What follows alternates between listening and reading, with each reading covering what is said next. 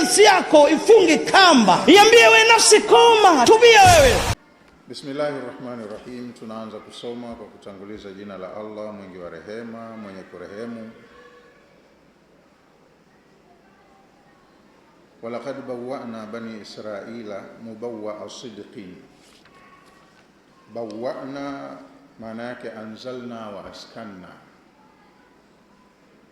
Tuliwateremsha bani Israili, walitoka safari tukawaweka mahala. Wametoka Misri, kuna eneo wakaambiwa wakakae.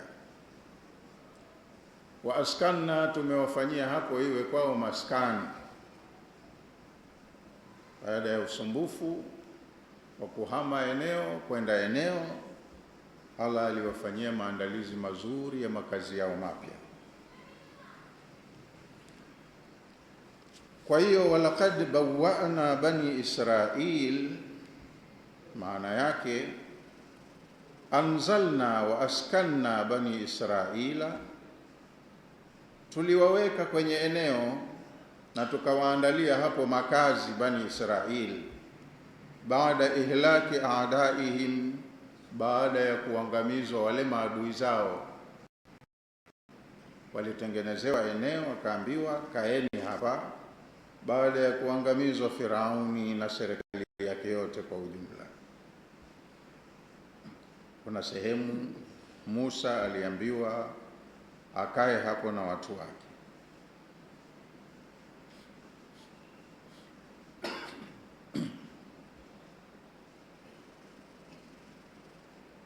Manzilan salihan mardiyan, tuliwaweka kwenye eneo zuri ambalo kwa hakika yoyote anayekaa hapo anaridhika napo. Walipewa mahala pazuri pa kuishi wao na mifugo yao, wana ardhi nzuri ya kilimo, wakaambiwa wakakae. Warazaqnahum min at-tayyibati, na hapo walikuwa na wepesi wa maisha. Tuliwapa namna nzuri za riziki. Razaqnahum, tuliwaruzuku, tuliwapa riziki, chakula kilikuwa chepesi. Tena min at-tayyibati, si vyakula vya ovyo, ni vyakula vizuri. Ai maana yake razaqnahumul ladhaidha at-tayyibata nafi'a, tuliwaruzuku vitu vitamu vizuri vyenye afya na vina manufaa kwa maisha yao. Yani wametunzwa mahala pazuri waja wa Allah, na wana kiongozi wao mtume wa Mungu Musa alayhi salam. Hawakuwa wapumbavu, wanaongozwa kwa ilmu na imani ya dini. Famakhtalafu, wana wa Israili hawakukhitilafiana hata jaahumul ilmu, mpaka ilipowajia ilmu. Inna rabbaka yaqdi bainahum yawma alqiyama, Mola wako atahukumu baina yao siku ya kiyama, fima kanu fihi yakhtalifun, kwenye yale mambo yote ambayo walikuwa duniani wanakhitilafiana kwayo. Famakhtalafu fi amri dini, hawakukhitilafiana kwenye masala ya dini kwa sababu walikuwa na kiongozi na wana kitabu cha mwongozo. Kwa hiyo walikuwa wamoja, wana dira moja, wanakubaliana. Illa min ba'di ma ja'ahumul ilmu, isipokuwa walikhitilafiana baada ya kuwajia elimu. Wa huwa Tauratu, na elimu yenyewe ni Taurati. Allati fiha hukmullah, Taurati ambayo ndani yake kuna hukumu za Allah. Hili fanyeni, hili msifanye. Hili ni kosa, na atakayefanya kosa hili akithibitika kuwa kafanya apewe adhabu fulani. Wa hadha dhammu lahum, hapa Allah kama anawaumbua, anawatia ila. Lianna ikhtilafuhum, kinachofanya walaumiwe hawa watu khitilafu yao kwenye dini, kana bisababi dini, ilikuwa ni kwa sababu ya ile dini yenyewe. Huko wanakotokea walikuwa wanatawaliwa hawako huru kama masahaba wa mtume walivyokuwa kwenye awamu ya kwanza ya utume pale Maka. Hawakuwa huru, na Maka hapakuletwa sharia wala hapakuletwa ibada. Zilikuja aya za kuwajenga kitauhidi, wamjue Mungu wao ni nani, wajue akhlaki njema zikoje, aya za Maka. Na hawa wana wa Israeli kwa muda wote walipokuwa Misri chini ya ukandamizaji wa Firauni hawakuwa huru. Kwa hiyo hakukuja taklifu zozote za kisheria pale. Kwa hiyo walikuwa ni wamoja, wanamsikiliza mtume wao, wanafuata maagizo wanayopewa, walijengwa imani. Kwa wale walioikubali imani walikuwa waumini kweli. Lakini baada ya kuletwa kitabu sasa cha Taurati chenye maamrisho, makatazo, sharia za kudhibiti mwenendo wa jinai, kule ndo wakahitilafiana. Linaweza likaja agizo, wasiolipenda wakasema hili hatukubaliani nalo, wakajifanya wana khiari. Sisi kwenye Uislamu, Qur'ani inatuambia katika sura 33, ma kana limu'minin wala mu'minatin, haimpasi muumini mwanamme wala muumini mwanamke. Ukishajisema wewe ni muumini, huna uhuru kamili, lazima uwe mtiifu na msikivu. Ma kana limu'minin, haimpasi muumini mwanamme wala mu'minatin wala muumini mwanamke, idha qada Allahu wa rasuluhu amra, Allah na mtume wake wakishaamua jambo, wameamrisha jambo, linakwenda agizo hilo kwa waumini, haiwapasi waumini wanaume wala wanawake an yakuna lahumul khiyaratu min amri, kujifanya wana khiari, hili silitaki, ili nimelipenda nitachukua. Unatakiwa uwe msikivu kwenye unayoambiwa katika dini, na uwe mtiifu kwa kutekeleza maagizo yote unayoyapenda na usiyoyapenda. Kwa hiyo na hawa walikuwa wako vizuri, wameshikamana kwa undugu wao ule wa kikabila, sisi ni Banu Israili, na walikuwa wanasikiliza na wanakubali nasaha za mkombozi wao ndugu yao Musa alayhi salam.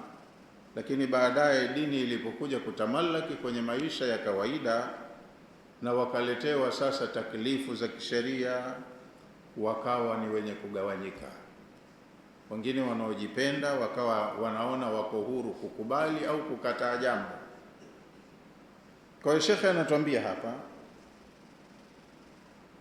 famakhtalafu hatta jaahumul ilmu, hawakuhitilafiana wafuasi wa Musa mpaka ilipowajia elimu, na ilmu ni ya kitabu kutoka kwa Allah.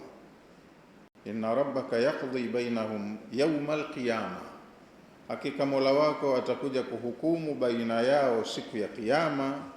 Fima kanu fihi yakhtalifun, kwenye yale mambo ambayo walikuwa duniani wanahitilafiana, mambo yanayohusu na dini. Famakhtalafu fi amri dini, tafsiri yake hawakuhitilafiana wana wa Israeli kwenye mambo ya dini, kwenye akida na ibada, illa min ba'di ma ja'ahumul ilmu, isipokuwa walihitilafiana, walitengeneza hitilafu, wakapata matapo baada ya kuwajia elimu. Wa huwa, na hiyo elimu yenyewe iliyokuja kuwagawa, at-Tauratu, ni Taurati, kitabu walichopewa Musa. Allati, Taurati ni kitabu ambacho fiha hukmullah, ndani yake kuna hukumu za kisheria za Allah. Sasa mpaka kwenye sheria mtu hujifanya hii siridhiki nayo, ninaikataa. Amri hii mimi sikuipenda, ninaikataa. Agizo hili mimi sikubaliani nalo, ninaacha. Mwingine anasema sina uwezo wa kukataa, mwingine anasema nina haki ya kukataa. Tofauti inapatikana. Panakuja hapo madhehebu, misimamo, manahiji. Naona bwana. Wa hadha dhamul lahum, hichi ndicho kinachopelekea walaumiwe wana wa Israeli. Wanalaumiwa kwa sababu lianna ikhtilafuhum kana bisababi dini, khitilafu yao ilikuwa ni kwa sababu ya dini. Ile dini, ndani ya dini ndo wamekhitilafiana. Kama Waislamu sisi wa sasa tunakhitilafiana kwenye dini yenyewe.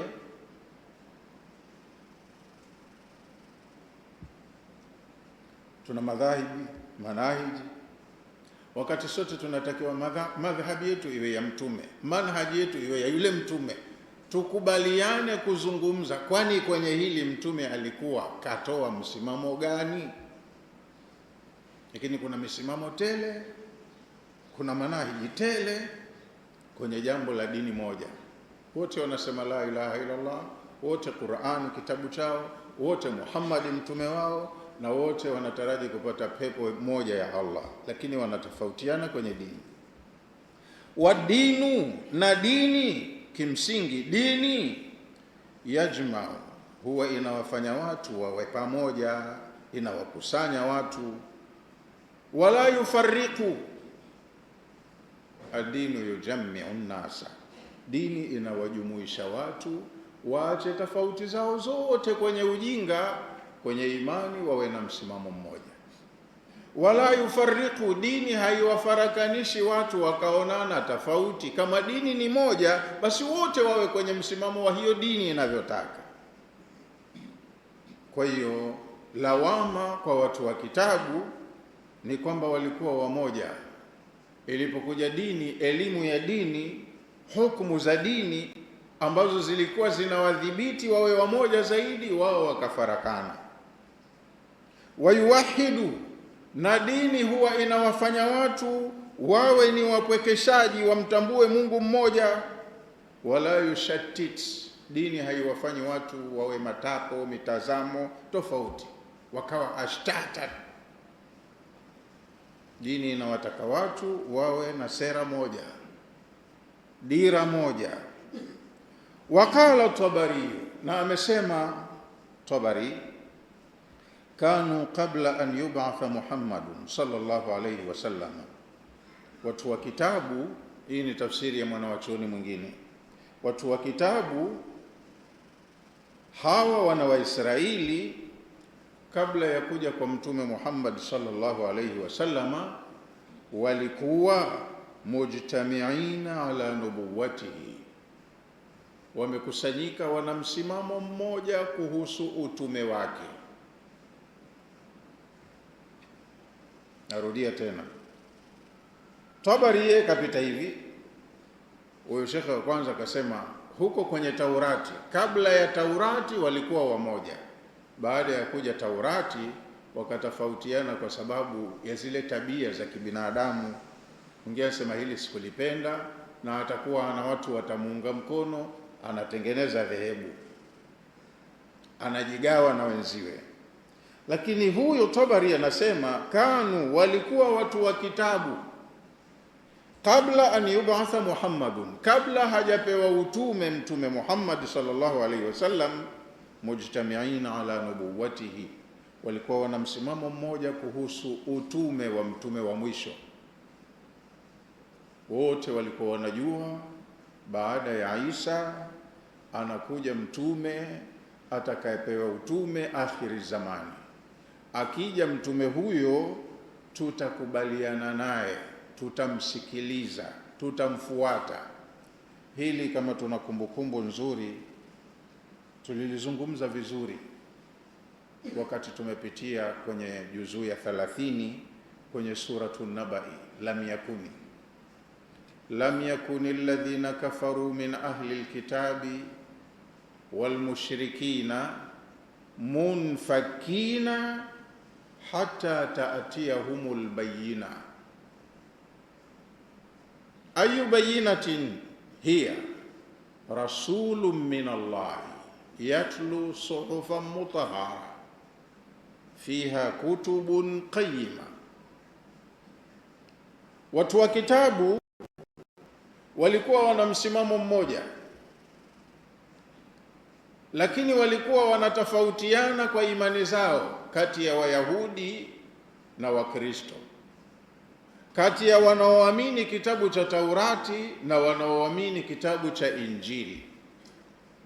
Taurati ni kitabu cha Allah, kashushiwa mtume Musa alayhi salam, na Musa ni mtume wa Banu Israili.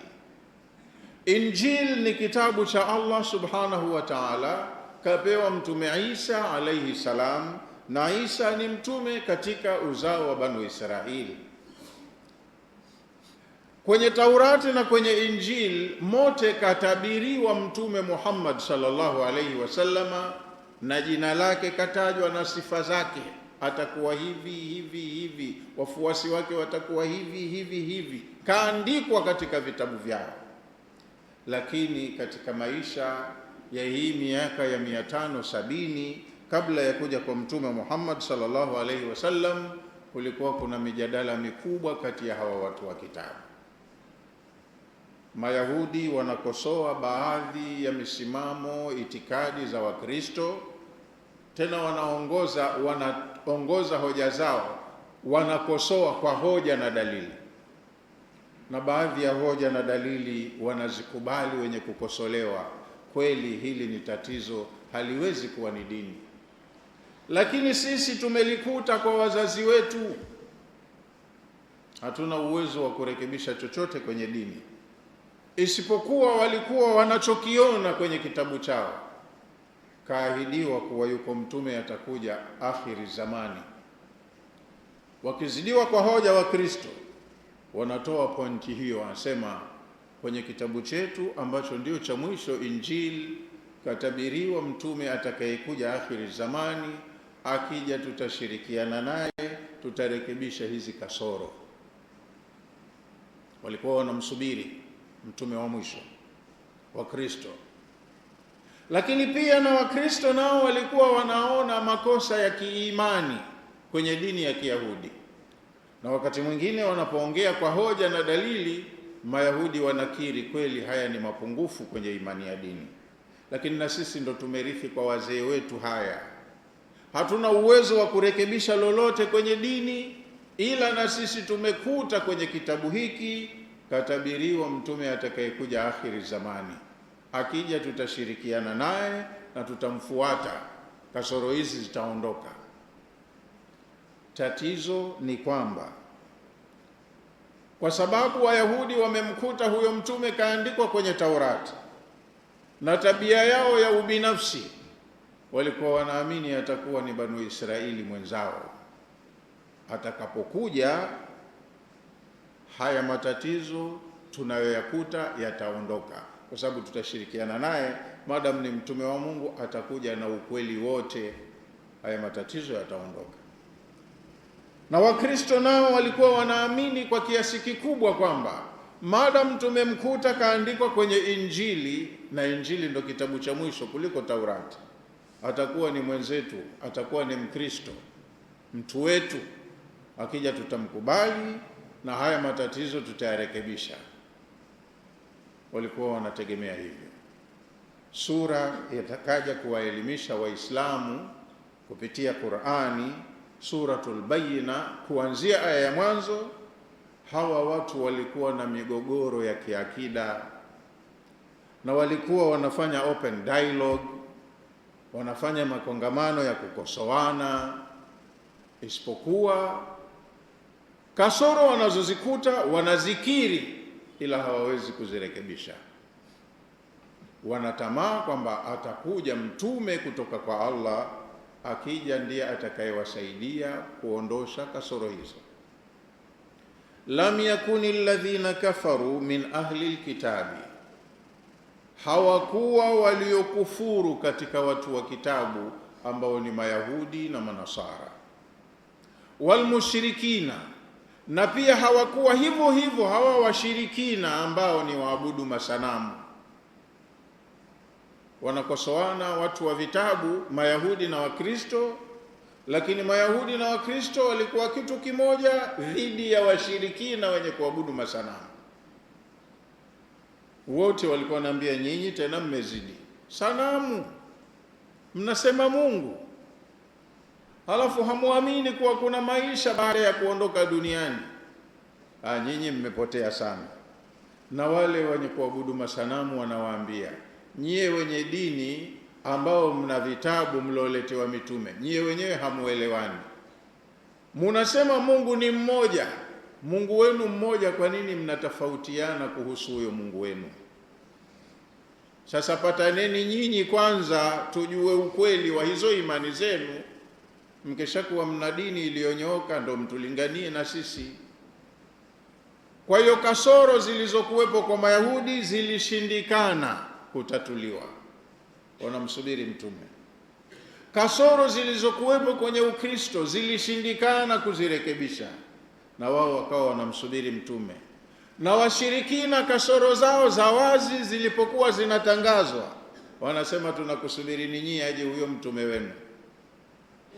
Kwa hiyo ndo aya imesema wazi kabisa, walikuwa wanazijua kasoro zao, mapungufu yao, aibu zao kwenye dini, lakini makanu mumfakina, hawakuweza kuachana nazo, hawakuweza kuzirekebisha kasoro hizo, hata taatiyahumul bayinatu, mpaka uwajie ubainifu, wapewe somo, elimu ya kukinaisha.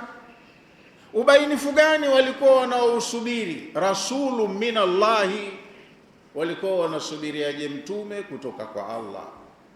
Mtume hateuliwi na watu hapa duniani.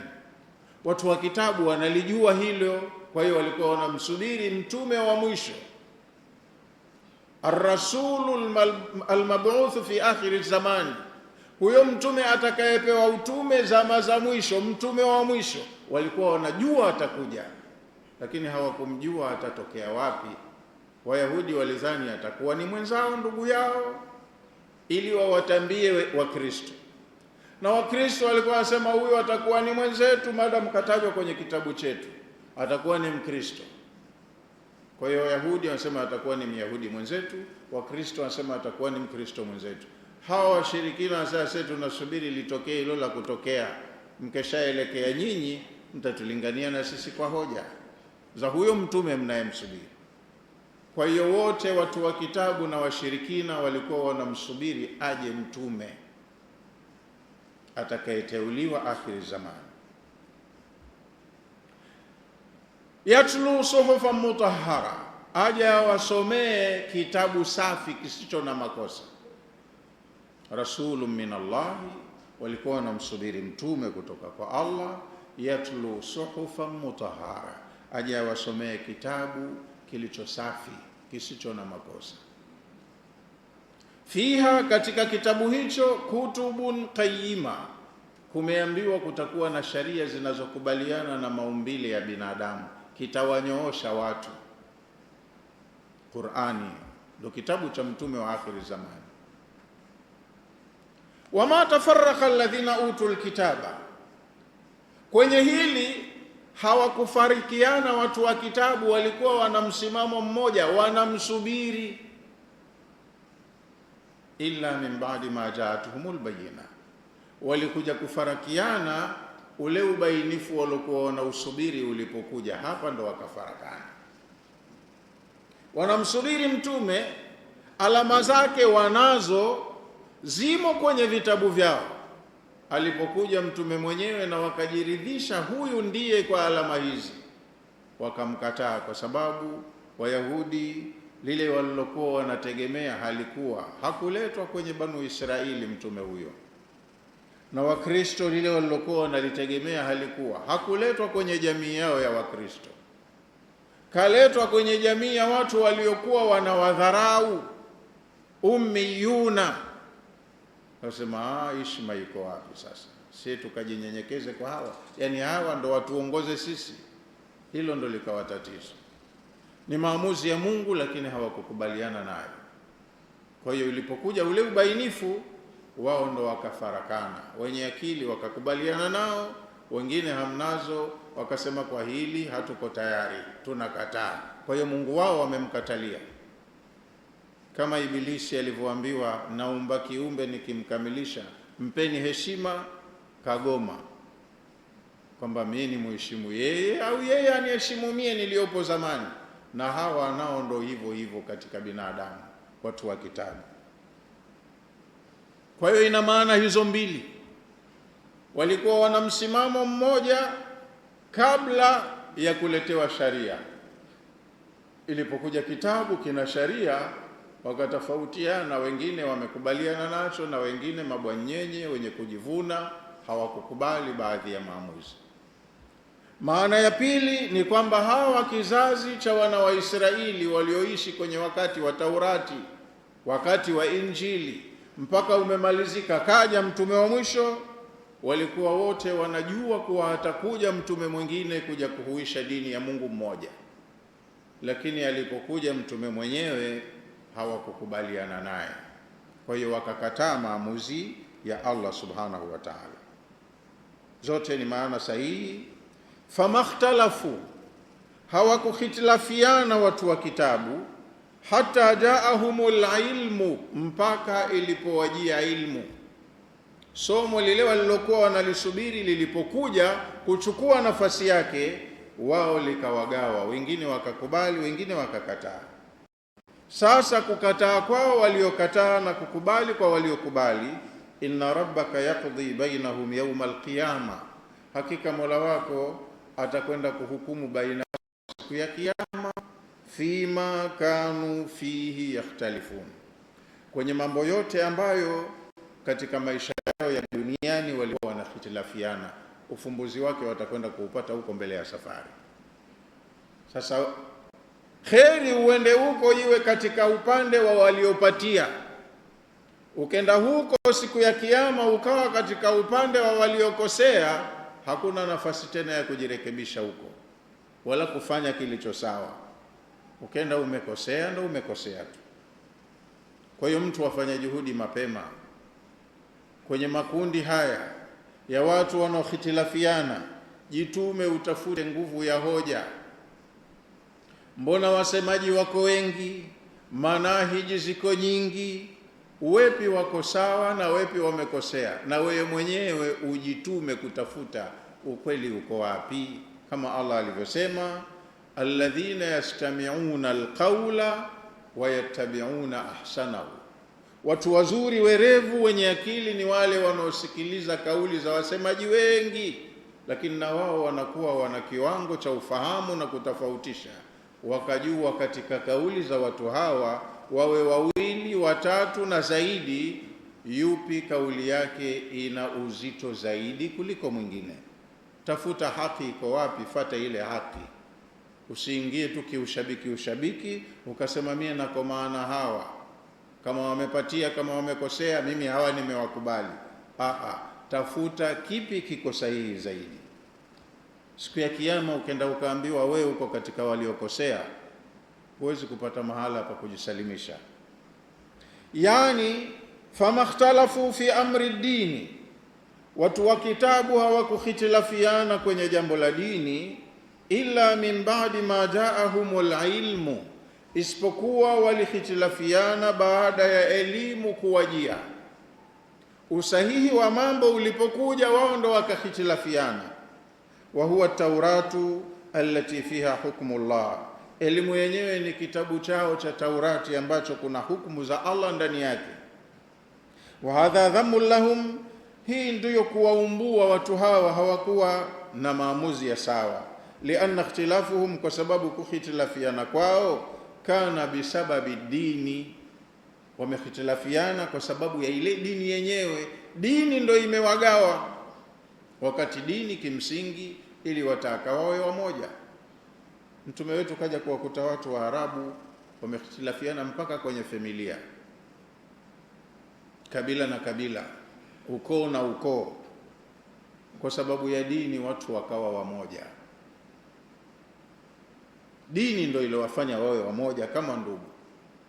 Sasa watu ambao dini imewafanya wawe wamoja, leo wakaona ule umoja si kitu chenye thamani, ndani ya dini wanakhitilafiana, inakuwa ngumu kujua nani kapatia, nani kakosea, nani uko sawa na nani kesharibu.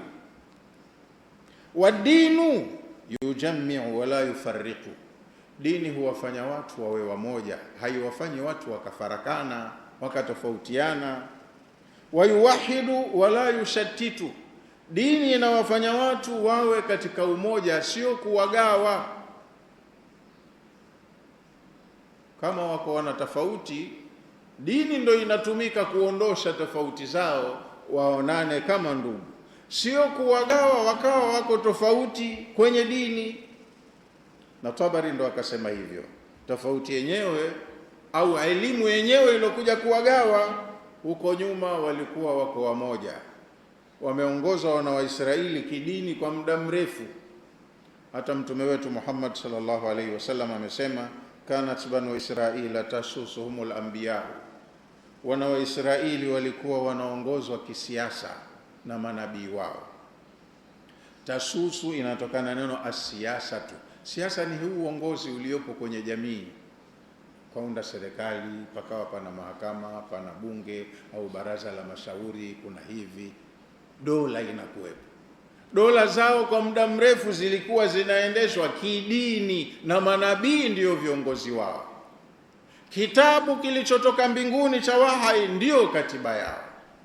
Kullama halaka minhum nabiyun, kila akifa nabii kwenye Banu Israil, ba'atha Allahu ba'dahu nabiyya, Allah huleta baada ya kuondoka aliyeondoka nabii mwingine, mradi ile jamii ilikuwa inaendeshwa kwa wahi.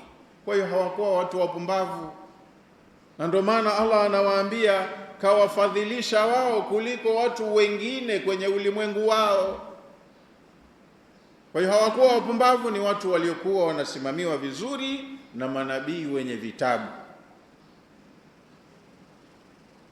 Lakini Tabari anasema kanu qabla an yub'atha Muhammadun, watu wa kitabu walikuwa kabla hajapewa utume Muhammad sallallahu alayhi wasallam, mujammi'ina ala nubuwati, wote walikuwa wana msimamo wa pamoja juu ya utume wa huyo mtume wa mwisho. Hawakumjua tu atatoka kabila gani, lakini wapi atazaliwa, wapi atakulia, tabia yake atakayomfika, yote yaliandikwa kwenye Taurati na kwenye Injili. Ila kwa sababu kwenye miji hiyo na wao walikuwemo, walitegemea atakuwa wetu mtu, Allah akamtoa, si kwa Mayahudi wala sio kwa Wakristo, lakini walikuwa wana uhakika atakuja mtume wa mwisho na akija tutashirikiana naye. Kwenye hili walikuwa wamoja. Waliiqraru bimab'athihi, na walikuwa wanakubali kuwa atakuja mtume huyo. Mayahudi walikuwa wanalikubali hili na Wakristo walikuwa wanalikubali, wanamsubiri mtume atakayepewa utume akhiri zaman. Falamma jaahum, alipowajia mtume mwenyewe na wakaona zile ishara, alama zilizozungumzwa kwenye vitabu vyao anazo, hawakumpenda kwa sababu ya kabila yake. Tutaongozwaje na Mwarabu? Na Waarabu hawa tushawaburuza kwa muda mrefu, sisi mabosi wao tumewasimamia sana. Leo atoke mtu kwao watusimamie sisi? Hapana. Falamma jaahum, alipowajia mtume huyu, maarafu, falamma jaahum maarafu au maarifu, lilipowajia jambo ambalo wanalijua, wana taarifa nalo, kafara bihi ba'dhum, baadhi yao wakalikataa. Yani mtume wana hakika huyo ndiye, lakini wanasema kwa kabila hii, kwa watu hawa hatuko tayari kunyenyekea. Baadhi yao wakamkataa. Wa amana alba'du, lakini wako baadhi yao ingawaje wachache waliomkubali, wasema huyu ndo mwenyewe tulokuwa tunamsubiri. Kwa hiyo baadhi yao waliamini na wengi wao ndio waliokufuru. Fadhalika ikhtilafuhum, na hiyo ndiyo ikhtilafu yenyewe. Jambo mna uhakika nalo, mlikuwa mnalisubiri, lilipokuja sasa mukaanza kutofautiana.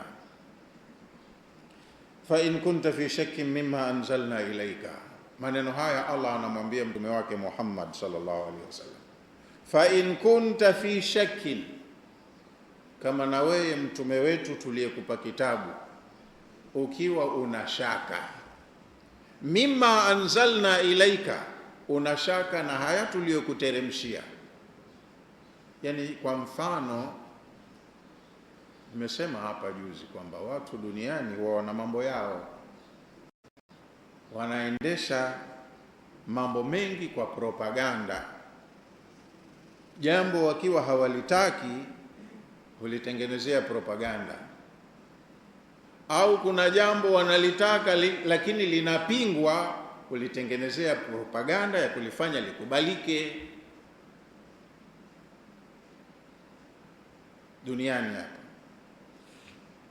Sasa wanasema we create a lie, tunatengeneza uongo sisi, tunabuni kitu cha uongo, then we repeat it 100 times. Wetu tunatangaza sana mara nyingi, then the lie seems to be truth. Baada ya kutangaza sana, kuweka mabango, ule uongo wetu huaminika kuwa ni ukweli. Mnifahamu vizuri? Sasa na yeye mtume, sasa mimi nimetumwa na uhakika nimetumwa, maneno ninayoyasoma ni ya Mola wangu mlezi na hawa ndiye Mola wao. Kuna kipingamizi gani maneno ya Mungu yasieleweke na viumbe wa Mungu? Au kuna pahala ninakosea, au nimekosea utaratibu? Wakati mwingine hata kitu ukionacho wewe cha kweli, kwa propaganda unaweza hichi ndicho, au uongo, lakini niko sawa au nishakosea, hata wewe ukawa hujiamini wakati mwingine. Sasa Allah akamwambia, kwa sababu ya propaganda za watu, kelele zao nyingi za kuukataa ukweli hadharani, wakasema huyu mchawi, huyu mzushi, huyu muongo, mgombanishi. Mnamuona alivyozifarakanisha familia. Kwenye familia moja watu hawaelewani, wengine kawachukua, wengine wanampinga.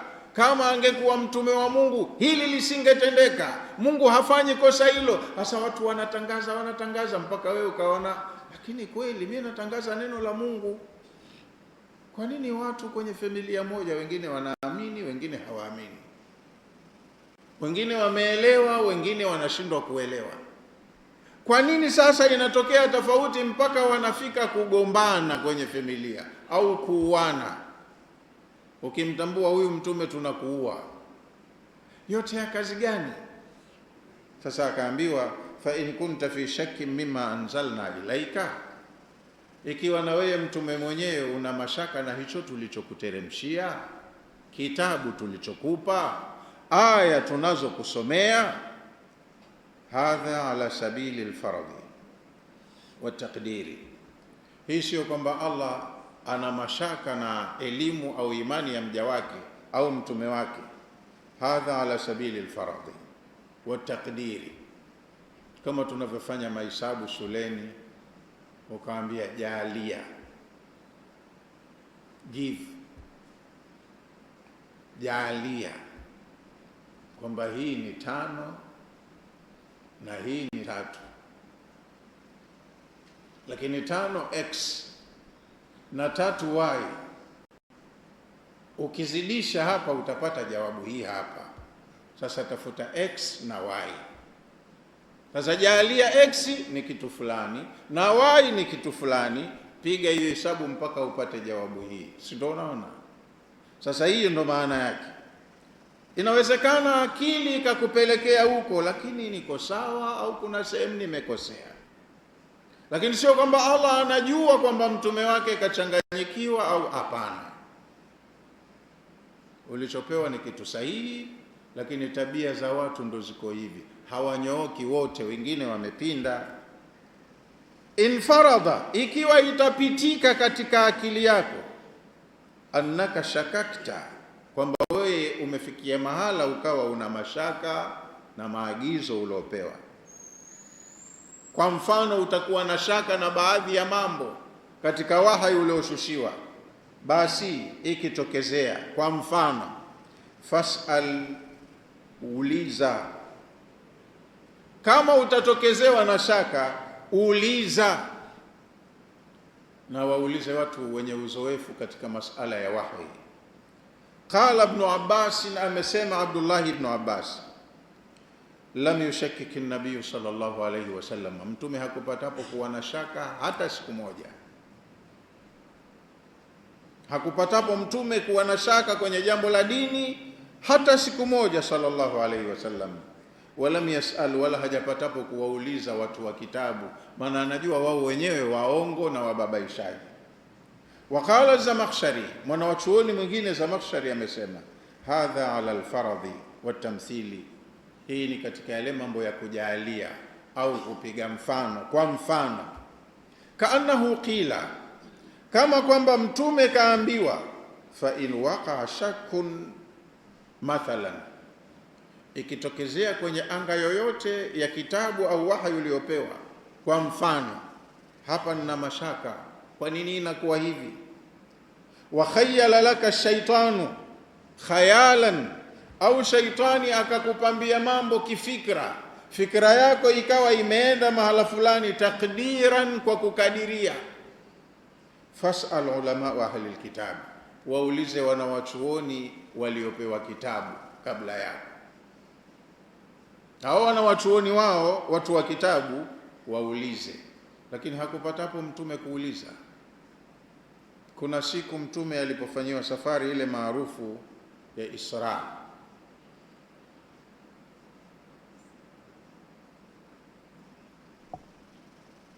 akatoka Maka usiku akapelekwa mpaka Palestina, Baitul Maqdis, na kaongozana na Jibril alayhi salam. Walipofika Palestina, wakaingia msikitini mle kwenye Baitul Maqdis. Msikitini mlikuwa mna watu wengi tu. Jibril akakimu sala, na waliokuwemo mle msikitini hawajajua ni nani imamu wao, maana msikitini si mnamjua imamu fulani atatusalisha. Kakimu sala, alafu akampitisha Mtume Muhammad sallallahu alaihi wasallam awe imamu, akawasalisha waliokuwemo msikitini rakaa 2. Baada ya kumaliza sala, ikashuka aya maarufu tunaisoma, iko kwenye suratu Zukhruf, inasema fas'al man arsalna qablaka min rusulina aj'alna min duni rrahmani alihatan yu'badun. Ile ilishuka kwenye tukio lile la Isra, wanavyosema wanawachuoni. Fas'al man arsalna qablaka min rusulina aj'alna min duni rrahmani alihatan yu'badun. Na tunaelewa safari ile ya Isra ilifanyika kwenye mwaka maarufu unaitwa Amul Huzni, mwaka ambao mtume alifiwa na mkewe mama Khadija, na mwaka huo huo alikufa ami yake Abu Talib. Kakosa yule mliwazaji wa ndani nyumbani aliyekuwa na jukumu kubwa la kumpa utulivu mtume, akasahau maudhi yote aliyokumbana nayo kutwa nzima. Akija nyumbani anapata utulivu, maneno mazuri, maneno elekezi, na anapata usingizi mzuri wa raha. Alikuwa ni kinga yake ya ndani, na nje mikiki yote ya makafiri ilikuwa inakwama kwa Abu Talib.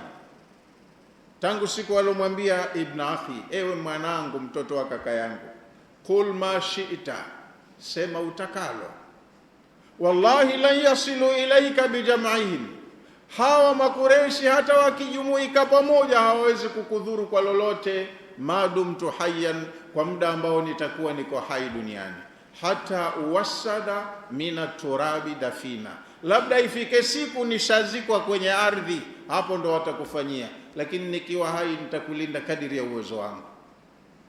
Sasa hii kinga ya vurugu za nje imeondoka, kinga ya utulivu wa ndani imeondoka. Kwenye mwaka mmoja maudhi ya makureshi yakazidi mara nyingi, akafanyiwa yeye mtume binafsi na wafuasi wake waliomwamini. Maka haikuwa na utulivu hata kidogo,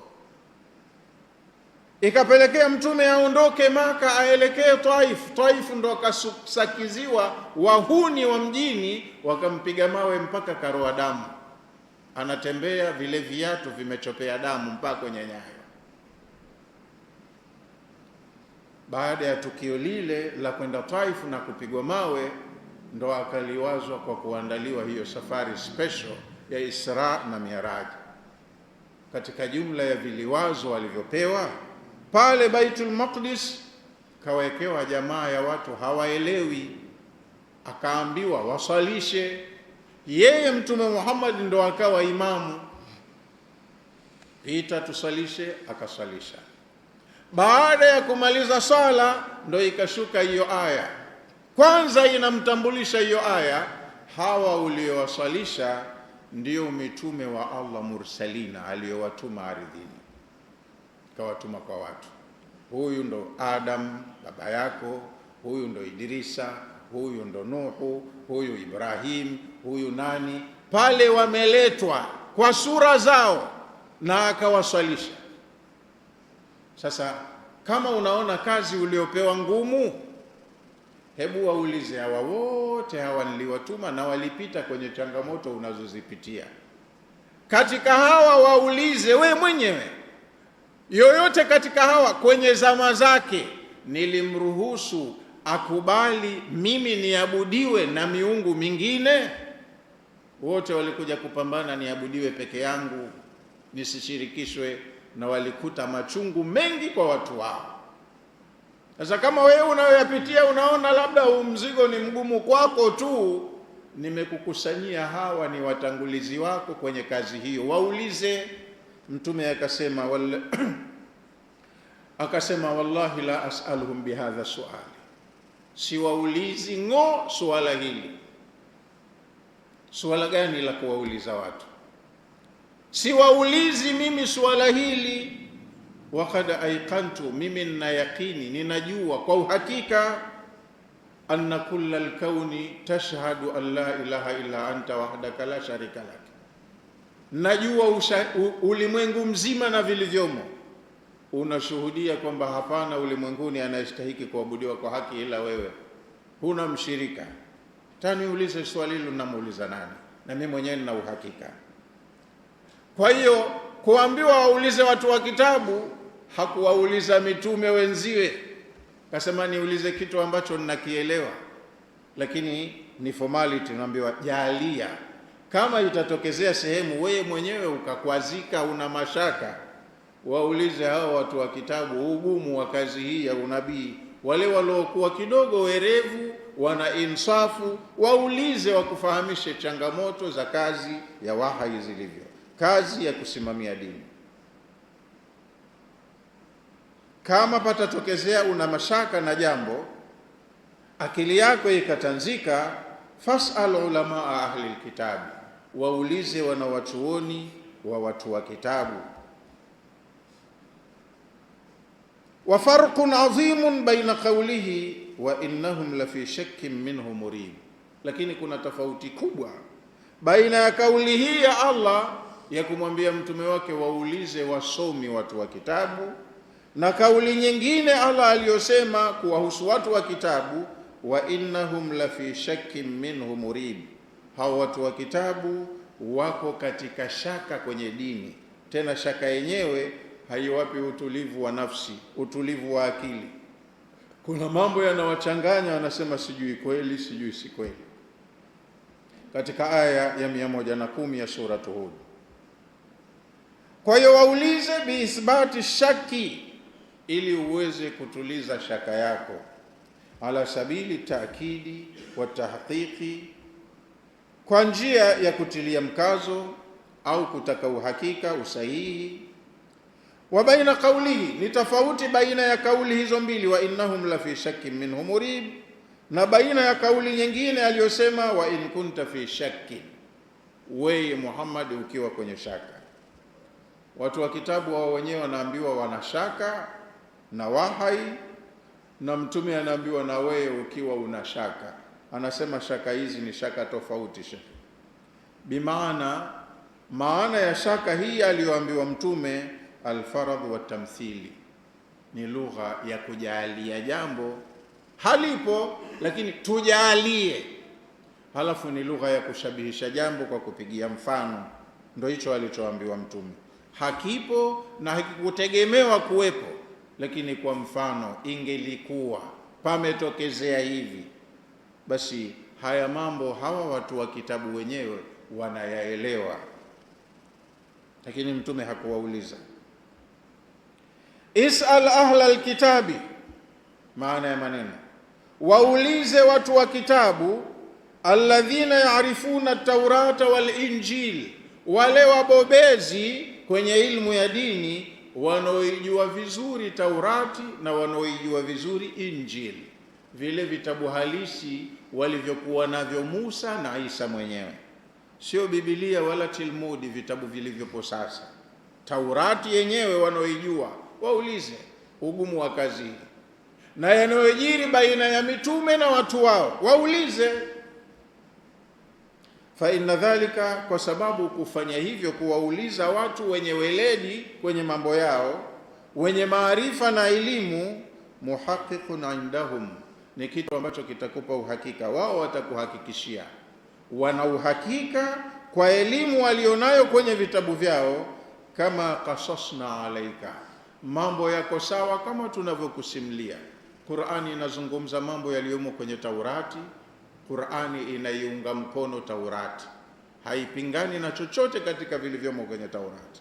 Qur'ani inazungumza Injili na mambo yaliyomo kwenye Injili, kwa hiyo Qur'ani inaitambua Injili, na Qur'ani imewataja mitume wote waliotumwa na Allah bila ya khiana, na yaliyojiri baina yao na watu wao.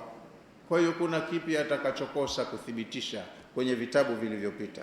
Kwa hiyo kama kuna watu wamesoma vizuri vitabu vilivyopita, hawawezi kukosoa lolote kwenye Qur'ani, kwa sababu hivi vyote vinatoka katika sehemu moja.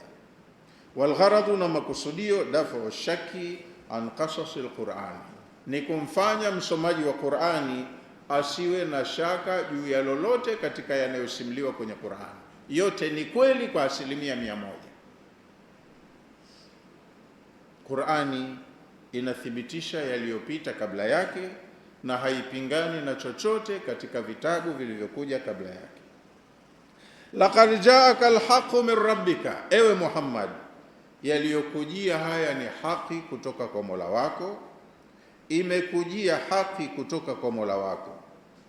Ai, maana yake jaaka ya Muhammadun, umekujia ewe Muhammad, albayanu alhaqu, ubainifu wa haki, umepewa vitu kwa uhakika wake. Walkhabaru sadiq, na umeambiwa habari za ukweli, hamna uongo wala ghushi. Alladhi, habari ambazo la ya'tarihi shakku, hamna sehemu ambayo inaweza ikakufanya uwe na mashaka nayo. Ulichopewa ni kitu sahihi, hakina shaka yoyote. Fala takunanna minal mumtarin, kwa hiyo imemthibitishia yenyewe hiyo aya. Kwa hiyo amini ulivyopewa, usiwe ni miongoni mwa wenye shaka. Fala takunanna minal mumtarin, usiwe katika wenye shaka. Yaliyomo humu yaamini kwa 100% zote. Fala takunanna minash shakin, usiwe wewe katika watu wenye kutilia mashaka mambo ulioshushiwa. Almurtabin, usiwe katika watu ambao wanatia wakatoa, inawezekana hii au haiwezekani. Irtiyab na shak ndio hiyo kitu kimoja, kwenye Kiswahili nasema ni shaka tu. Wala takunanna min alladhina kadhabu bil ayat, wala takunanna, wala wewe Muhammad usiwe. Ana hakika Allah yeye hayuko hivyo mtume wake, na hatakuwa hivyo, lakini ni ile taukidi, kutilia mkazo maneno. Kama mtume anaambiwa hivi, mie na wewe tufahamu mara nyingi zaidi, tusiwe na shaka na lolote huko. Wala takunanna, wala usiwe ewe Muhammad, min alladhina kadhabu biayati llahi, wewe usiwe miongoni mwa watu watakaozikadhibisha aya za Allah. Na mtume hakupata hata kuota ndoto kwamba atakadhibisha chochote kwenye aya alizopewa. Sasa kama mtume anaonywa, na wewe unomfuata mtume unapaswa uonyeke hivyo hivyo, usije ukalitilia shaka lolote kwenye Qur'ani. Ukifanya hivyo unacheza kwenye anga mbaya litakalokufika shauri yako.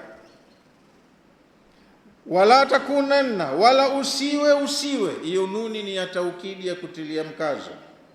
Usije ukawa min alladhina kadhabu biayati llahi, we ni miongoni mwa wanaozikadhibisha aya za Allah. Ai maana yake la tukadhib bi shay'in min ayati Allah, usije ukakadhibisha chochote katika aya za Allah. Ziamini kama zilivyo na uzitendee kazi. Usipoamini chochote katika aya, fatakuna min alkhasirin, matokeo yake utakuwa katika waliokula hasara. Yani Qur'ani ukikataa aya moja tu ukasema aya zote ninazikubali ila hii hapana, hiyo moja ulioikataa sawa sawa na umeikanusha kitabu kizima. Wamwambia watammat kalimatu rabbika, yamekamilika maneno ya Mola wako, sidqan, ni ukweli mtupu yaliyozungumzwa humu, wa adlan, na sharia zilizowekwa humu ni za uadilifu, hakuna maonevu hata kidogo.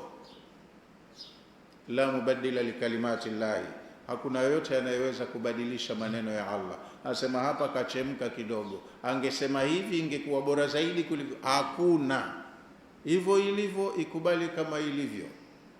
Ukaja ukakataa chochote, ukarekebisha chochote, yani wewe unaingia kwenye matatizo magumu mno na hutoyaweza. Kwa hiyo ukitilia shaka chochote, fatakuna minal khasirin, utakuwa ni katika waliokula hasara. Fatusbihu mimman khasira dunyahu wa akhiratahu, kama kuna sehemu yoyote ya kitabu hichi utakuwa na mashaka nayo, wewe utakuwa umepata hasara kwenye dunia yako na akhira yako kwa pamoja. Duniani ushahasirika na akhira umehasirika. Qala al-Baydawi, amesema Baydawi, wa hadha min babi tahyiji wa tathbiti, lugha iliyotumika ni katika mlango wa kukazia, kutilia mkazo. Tunaambiwa tukisoma kitabu hiki isije ikatokezea sehemu tukawa na shaka nayo hata kidogo. Watathbiti, na ni lugha ya kututaka tuthibitishe chochote kilichomo humu ni sahihi na kweli, kina faida na hakina hasara. Waqatu atma'i almushrikina anhu, na lugha hii ni lugha ya kuwakatisha tamaa washirikina kwenye yale walioyatangaza na wanayoyatamani. Washirikina walikuwa wanamwambia Mtume, waqala alladhina la yarjuna liqa'ana wa idha tutla alaihim ayatuna bayinati, washirikina wanaposomewa aya zetu ambazo ziko wazi wazi zinaeleweka, wanasomewa maneno kwa lugha yao na wanayafahamu. Qala alladhina la yarjuna liqa'ana, kama mnakumbukumbu tumeshapita hiyo aya, iko kwenye sura hii huko mwanzo. Aya zetu wakisomewa washirikina, wale wanaokataa akhera, wanaokanusha kuwa kuna siku nitakutana nao, wanasema kumwambia Mtume anayewasomea, iti biqur'anin ghairi hadha, Muhammad, soma tuletee Qur'ani nyingine isiyokuwa hii. Kama haiwezekani lazima usome hii Qur'ani hii ulionayo, au badilhu, badilisha baadhi ya maneno unayojua yanatukera. Hasa kitabu si changu, nijitie ufundi cha kurekebisha maneno kwa kukuridhieni nyie. Lete Qur'ani nyingine isiyokuwa hii. Hii tumeikataa, hatuipendi. Lete nyingine. Nyingine yakaitoe wapi? Kama haiwezekani basi hii irekebishe yale ambayo yanatuudhi, ondoa. Lete maneno mengine mazuri tutakayofurahika nayo. Qul, waambie, ma yakunu li an ubaddilahu min tilqai nafsi, sina mamlaka ya kuibadilisha Qur'ani kwa akili yangu mwenyewe. In attabi'u illa ma yuha ilayya, mimi sifuati lolote ila ninaloambiwa. Haya ninayokuambieni mimi ndo huwa nishaambiwa, wafikishie hili, waambie hivi. Hasa mimi nitarekebishaje na mimi natumwa? Inni akhafu in asaitu rabbi, mimi naogopa nikimuasi Mola wangu. Kaniambia sema hivi, nikaseme vingine kwa kuaridhisha nyinyi. Ninamuogopa Mola wangu nikimuasi, adhaba yaumin adhim, ataniadhibu kwenye siku ambayo moja mbaya mno. Kwa hiyo mimi sina budi niseme vile ninavyoambiwa. Sema hivi, nasema hivyo hivyo, hata mkikereka. Waambie hivi, nitakwambia ni hivyo hivyo, hata mkikasirika. Siwezi kubadilisha chochote. Kwa hiyo wanakatishwa tamaa wale washirikina walikuwa wanatamani Muhammad naye awe yuko flexible. Rekebisha hicho, ondoa hicho, hichi hatutaki, na yeye awaridhie watu. Wamekatishwa tamaa. Waqala al-Qurtubi, na Qurtubi amesema al-khitabu fi hataini al-ayataini, mazungumzo yaliyoletwa kwenye aya hizi mbili tulizozisoma, linnabii sallallahu alayhi wasallam, Allah alikuwa anasema na mtume wake. Kama huyo mtume kaambiwa hivi, mimi na wewe tuchunge sana. Maneno haya Allah akasema na mtume wake, anamuambia mtume wake. Walmuradu, lakini makusudio ya maneno haya, ghairahu, wanakusudiwa wengine, hawa anaowafikishia ujumbe ndo akina sisi. Yote haya ni ujumbe kwetu siye. Tuone kama huyo mtume anaambiwa maneno makavu kama hivi, je, siye tutaambiwaje? Makusudio ni sisi ndo tuloletewa kitabu na aya ndo tunazisoma. Hata huyo mtume hayupo sasa hivi, lakini sisi zinatuhusu moja kwa moja. Kutokana na muda, labda na leo tuweke hapa, nirudie tu mara moja hapo tuliposoma leo. Bismillahir Rahmanir Rahim, kwa jina la Allah mwingi wa rehema mwenye kurehemu. Walaqad bawwa'na bani Israila, kwa hakika tuliwaweka wana wa Israeli mubawwa'a sidqin, kwenye makazi ya uhakika. Walipotoka kwenye shida kule Misri kwa Firaun, waliwekwa mahala salama, kwenye maisha mazuri, riziki njema, waliwekwa mahala pa uhakika. Warazaqnahum min at-tayyibati, tukawaruzuku namna nzuri nzuri za riziki. Achilia mbali ile manna na salwa, waliruzukiwa hasa ni mji wenye maisha, wakawekwa hapo. Famakhtalafu, hawakukhitilafiana, hata jaahumul ilmu, mpaka ilipowajia ilmu ndipo walipokhitilafiana. Tumeambiwa tafsiri mbili hapa. Elimu yenyewe kwanza ni kitabu chao cha Taurati, kilipoanza kuja na hukumu za kisheria, halali na haramu. Hakika ya Mola wako atakuja kuwa hukumu watu wa kitabu baina yao siku ya Kiyama. Hapa duniani mtu hujisikia yuko huru, hufanya analolitaka, lakini analolifanya leo, maamuzi yake yatakuja kuyakuta huko siku ya Kiyama. Inna rabbaka yaqdi bainahum, Mola wako atakuja kuhukumu baina yao, yaumal qiyama, siku ya Kiyama, fima kanu fihi yakhtalifun, kwenye yale yote ambayo hapa duniani walikuwa wanakhitilafiana kwayo. Fa in kunta fi shakkin mimma anzalna ilaika, ewe Muhammad, ikiwa una mashaka na huu wahai tuliokuteremshia, ikitokezea lolote likakupa shaka, fas'ali alladhina yaqra'una alkitaba min qablika, waulize hawa watu werevu wanaosoma vitabu vilivyoshushwa kabla yako, wale weledi wanaoijua Taurati, wanaoijua Injili, yatakayokupa shaka wewe kwenye Qur'ani yako, waulize wao, ili likoje jamani, limekaaje? Lakini mtume hana shaka na kitu, na hakupatapo kumuuliza yoyote, kwa sababu yote alikuwa ana uhakika nayo. Laqad jaaka alhaqu, mwisho Allah mwenyewe akamwambia kwa msisitizo, kwa hakika yote yaliyokujia ni haki, min rabbika, inayotoka kwa Mola wako, fala takunanna minal mumtarin, basi tunakuonya usije ukawa katika watu wenye mashaka na hivi ambavyo umeletewa. Usiwe na shaka navyo, ni vitu sahihi vya kweli, vina manufaa. Wala takunanna minal ladhina, wala usije ukawa katika wale ambao kadhabu biayati llahi, wanazikadhibisha aya za Allah, wasichokipenda wanakikataa. Usije ukawa wewe katika watu hao. Fatakuna minal khasirin, Ukifanya hivyo utakuwa ni katika waliokula hasara. Tuweke hapo kwenye aya ya 95 hiyo.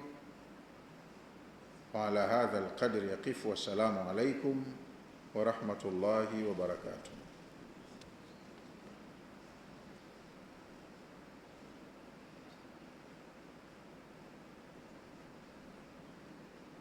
Hakuna jambo.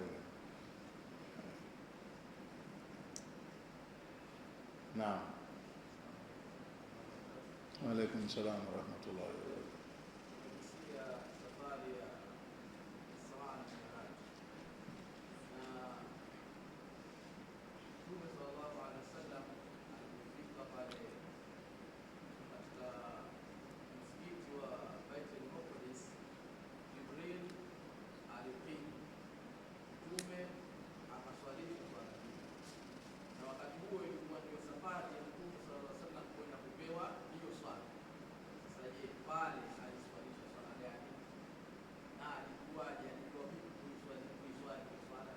Ulikuwa unasinzia?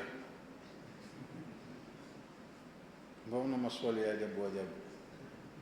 Mtume kabla hajafaradhishiwa sala, yeye na watu wake walikuwa wanasali rakaatani bil ghadati wa rakaatani bil ashi, na pale kasalisha rakaa mbili, jambo ambalo analielewa, liko kwenye mazoea. Hizi sala 5 za faradhi kwetu ndo walizokwenda kupewa huko alikokwenda mbinguni. Method ya kusali anayo zamani, mbona au hujanifahamu? Kaambiwa salisha, kusali anajua, kabla hajaenda huko mbinguni anajua kusali, na yeye na watu wake walikuwa wanasali rakaa 2 asubuhi na rakaa 2 jioni.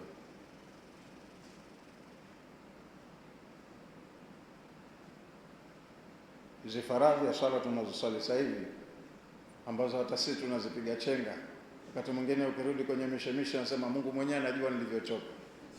Hizi swala 5 za faradhi ndo walizokwenda kufaradhishiwa mbinguni. Hizo za wakati huo zilikuwa ni kama ada au sunna, lakini ndo wanaswali asubuhi rakaa 2 na jioni rakaa 2. Naona kama haijakukalia sawa hivi. Ndiyo.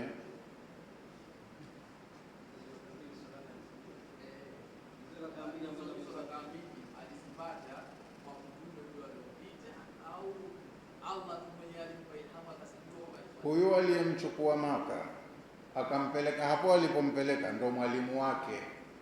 Hayo alokuwa analingania, hayo alokuwa anayafanya, alikuwa anayafanya kwa maelekezo. Nimekwambia hili swala yeye tayari alikuwa ni mweledi nalo. Kuswali hizo rakaa 2 alishajua. Faradhi, kule kufaradhishiwa kwamba hizi sasa ni necessarily compulsory, wewe na umati wako, hizi ndo alizopewa huko. Bado hujaelewa?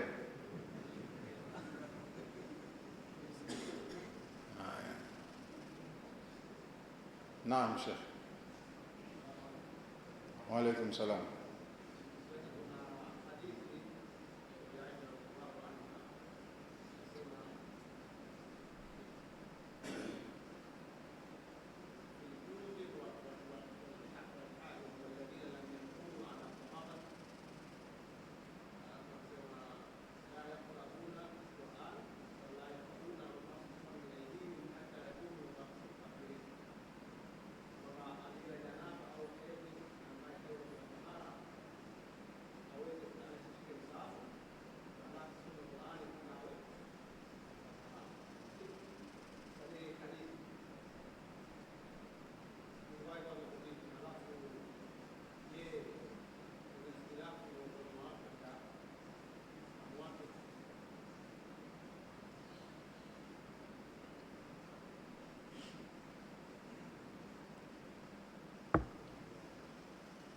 Upande huo elimu yangu ndogo, sijasoma.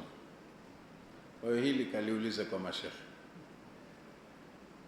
Mimi uwezo wangu ndo huu mdogo mdogo tu.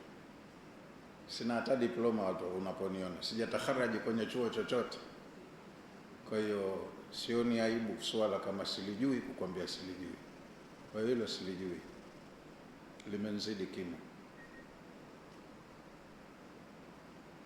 Lakini unaweza kwenda kwa wasomi ukaulizia inshallah.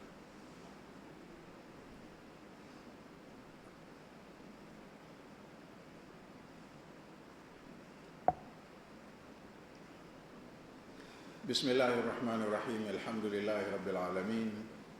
Wassalatu wassalamu ala Rasulillahi sallallahu alayhi wasallam. Rabbana taqabbal minna innaka antas samiul alim. Wa tub alayna innaka antat tawwabur rahim. Waghfir lana warhamna innaka antal ghafurur rahim. Rabbana ati nufusana taqwaha wa zakkiha anta khairu man zakkaha anta waliyuha wa maulaha. Rabbana jammilna bil afiyati was salama wa haqqiq lana taqwa wal istiqama wa a'idhna min mujibatin nadama innaka sami'ud du'a. Rabbana ighfir lil mu'minina wal mu'minati wal muslimina wal muslimat al ahya'i minhum wal amwat bi rahmatika ya arhamar rahimin. Wa sallallahu ala nabiyyina Muhammadin wa ala alihi wa sahbihi wa sallam. Alhamdulillahi rabbil alamin.